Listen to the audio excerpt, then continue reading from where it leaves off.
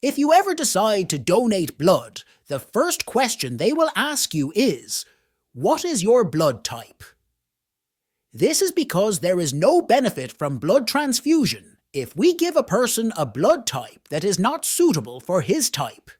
But have you ever asked yourself, why do people with different blood types donate to each other? What's the idea?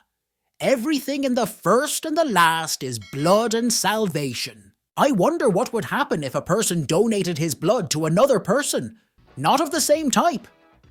Welcome, I am Muhammad Saleh. But before we start, if you are still new to the channel, do not forget to subscribe and activate the bell to receive our videos first. In the year 2016, there was a patient in a hospital. His condition was very serious, and he needed a blood transfusion.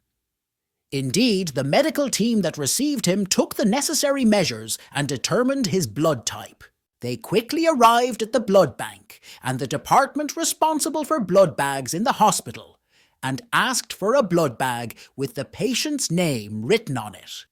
At the same moment, there was another patient in the hospital suffering from shortness of breath, and their names were very similar to each other. For this reason, the nurse who went to receive the blood bag took the bag and mistakenly went to the patient who was suffering from shortness of breath and handed him the blood bag because of the similarity of the names on it. Unfortunately, the patient's original blood bag contained a different type of blood than the patient's, which unfortunately caused the patient's death inside the hospital. The nurse, the receptionist, was investigated for manslaughter. Unfortunately, this is the unfortunate ending that happens to someone who receives a blood transfusion with a different blood type. Initially, the person experiences cramps and shortness of breath, and then his face turns red. Dark spots begin to appear on his face and body. Then serious complications begin, such as irregular heartbeat and, God forbid, heart attacks. The biggest symptom, and what is considered the main problem that leads to death, God forbid, is that the blood in the body begins to clot. The blood vessels begin to become blocked, and thus no organ or cell is able to perform its function, especially the kidneys and heart. But I wonder here, why all this? Because we say to ourselves, is this blood too? Why is this so dangerous? In order to know why, we must first understand the story of blood types and the differences between them. At the end of the 19th century, people were losing a large amount of blood from their bodies. Whether as a result of a serious accident, a soldier, or any other person. They were suffering from severe anemia due to lack of blood. After a short time, they die. That is why doctors tried more than once to take blood from a healthy person and transfer it to an infected person. But when they were doing these experiments, strange things always happened. Sometimes the patient who received a blood transfusion regains his health and remains in good condition. Sometimes the patient's health condition deteriorates, leading to blood clotting in his body, and then he dies. No one understood the reason. Until the Austrian doctor Karland Steiner came and took blood samples from different people and began experimenting on them. He would get a test tube, take some blood from one person, and put it in that tube with some blood from another person. Then interactions between them begin.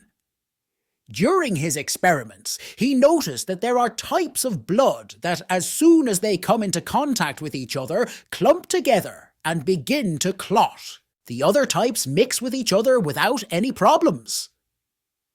After completing this experiment dozens and hundreds of times, the result is that the blood is divided into more than one type. Not all people's blood is the same.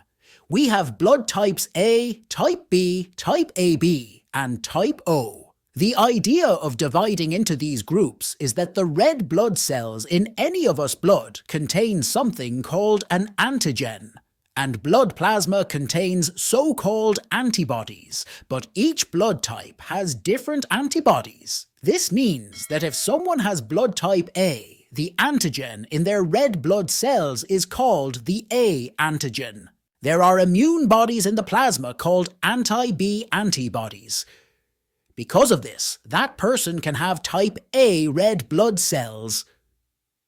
But if we transfuse B red blood cells, the immune bodies in his body will intervene and start attacking and destroying B blood cells.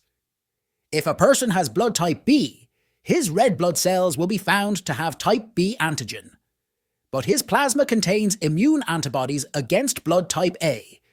That is why this time our friend can have normal blood type B.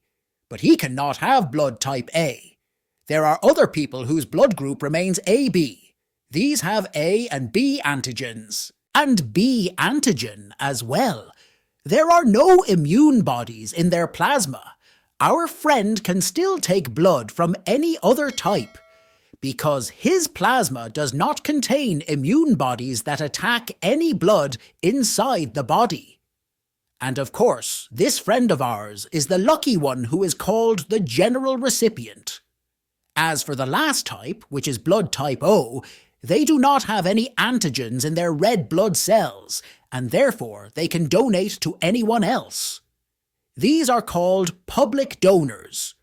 But unfortunately, their plasma still contains immune antibodies against type A and type B.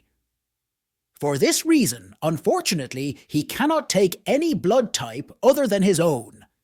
This division remains the main reason for our inability to transfuse anyone's blood to anyone without confirming the blood type.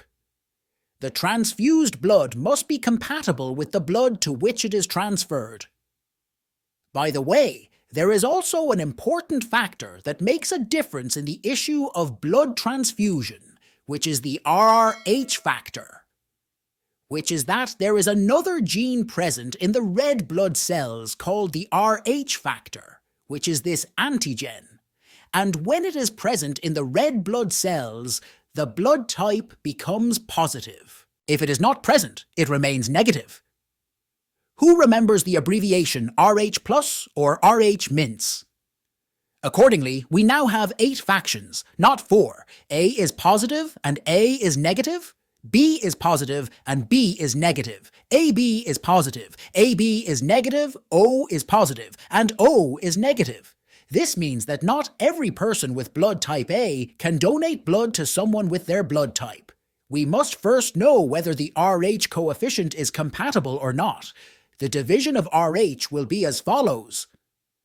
If a person's blood is negative, it is helpful to obtain blood from someone who has negative blood of the same or another compatible type. But it is not permissible for him to take it from a positive blood person, even if he is of the same blood type, except once in his life.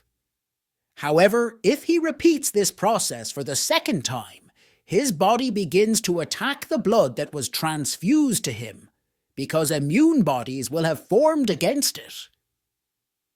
As for someone whose blood is positive, he can take it from any other person, whether his blood is positive or negative, as long as they are of the same or compatible types. But on the condition that the person whose blood is negative has not previously received positive blood, because his body will contain the antibodies we mentioned. The topic is very precise and not random. By the way, people whose blood type is positive represent about 90% of the population, while it represents only about 10% of people whose blood type is negative. The most common blood type in the whole world is a positive. Less common types, depending on which system we are talking about, are AB negative types. We wonder why this system. Because the ABO blood group system is not the only classification system for blood groups. Red blood cells, such as they are, also contain A, B, B, O and Rh antigens. It will have a lot of antigens on it, However, the antigens we talked about are the most important and most influential in transmission processes. This is the thing we care about most. But in some rare cases, other antigens in red blood cells may negatively affect the body as well. Doctors generally, before performing any blood transfusion, take a sample from the patient and take it from the blood bag into which the blood will be transfused, even if it is said to be of the same type. They do something called the compatibility test, which is the test that explains everything about the compatibility of these two factions with each other. Is the world okay? They start the transfer. Moreover, during blood transfusions, doctors stay by the patient's side and monitor his condition as quickly and first as possible. Especially the first quarter hour, because during this period, if the body does not show any negative reaction, such as the appearance of allergies or the appearance of spots on the skin, at that time, they will complete the transfer very normally, and there will be no problems, thank God. But if there is any negative reaction, God forbid, they will stop the transfer immediately. They take the necessary measures, such as injecting the patient with cortisone injections, anti-allergy medications, and other procedures. Finally, we wish safety and well-being to all those in need of a blood transfusion. If anyone has the opportunity to help anyone by donating blood, do not delay. But that's it. You're done. Who got here? Everyone who got here are the best people. Give us a like before you leave so we can see how many people made it to the end. Don't forget, if you have a question that confuses you, write it to us in the comments below the video so we can answer it.